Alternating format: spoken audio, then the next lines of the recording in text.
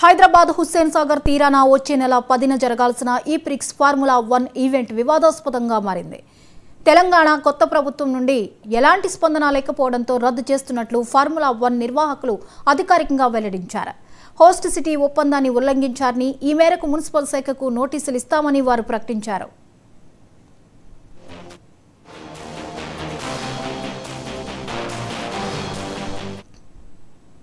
ఇక ఇదే అంశంపై కేటీఆర్ ట్విట్టర్ వేదికగా ఆగ్రహం వ్యక్తం చేశారు. ఇది ముమ్మాటికి కాంగ్రెస్ ప్రభుత్వం తీసుకున్న దుర్మార్గమైన నిర్ణయమని మండిపడ్డారు. హైదరాబాద్ ఈ ప్రిక్స్ వంటి ఈవెంట్లు ప్రపంచవ్యాప్తంగా హైదరాబాద్ నగరం యొక్క బ్రాండ్ ఇమేజ్ను పెంచుతాయని సూచించారు.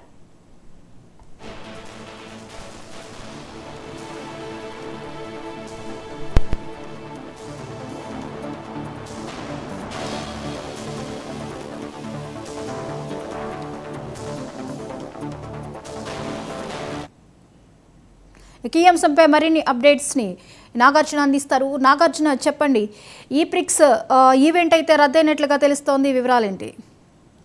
ఈ నెల ఫిబ్రవరిలో జరగాల్సిన హైదరాబాద్ అనేది రద్దయినట్టుగా సంస్థ నిర్వాహకులు ప్రకటించడం జరిగింది. గత ప్రభుత్వంతో చేస్తున్న ఒప్పందం కారణంగా నగరంలో స్టేషన్ పనిచేస్తుందా అందులో హైదరాబాద్ నుంచి రద్దు అందులో గత ప్రభుత్వంలో హైదరాబాద్ లో ఎంతో ఘనంగా సీరియస్ అనేది నిర్వహించడం జరిగింది. అయితే కొత్తగా ఏర్పడిన ప్రభుత్వం దానికి సంబంధించిన గత ప్రభుత్వంతో చేస్తున్న ఒప్పందాల గురించి నిర్వాహకులను అడగడం జరిగింది. ఆ నిర్వాహకులు దానికి సంబంధించి 10 రోజుల క్రితమే ప్రభుత్వానికి సంబంధించి వారి యొక్క ఒప్పందం గురించి చెప్పడం జరిగింది. అయితే ప్రభుత్వం నుంచి సరైన స్పందన రాకపోవడంతో నిర్వాహకులు ఈ ఈవెంట్ ను రద్దు చేస్తున్నామని ప్రకటించడం జరిగింది. అంతేకాకుండా ఈ ఈవెంట్ ను మెక్సికో నగరంలో నిర్వహిస్తామని చెప్పి వాళ్ళు ప్రకటించడం జరిగింది.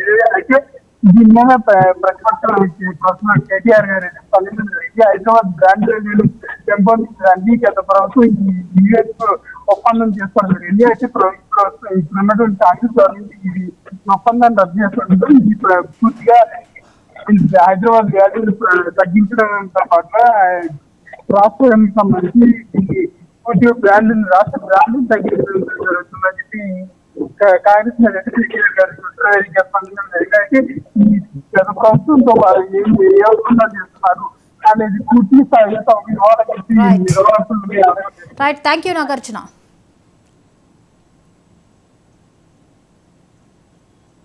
ఇవి ఇప్పటివరకు అప్డేట్స్. మరిన్ని అప్డేట్స్తో మళ్ళీ కలుద్దాం. Keep watching 99 TV.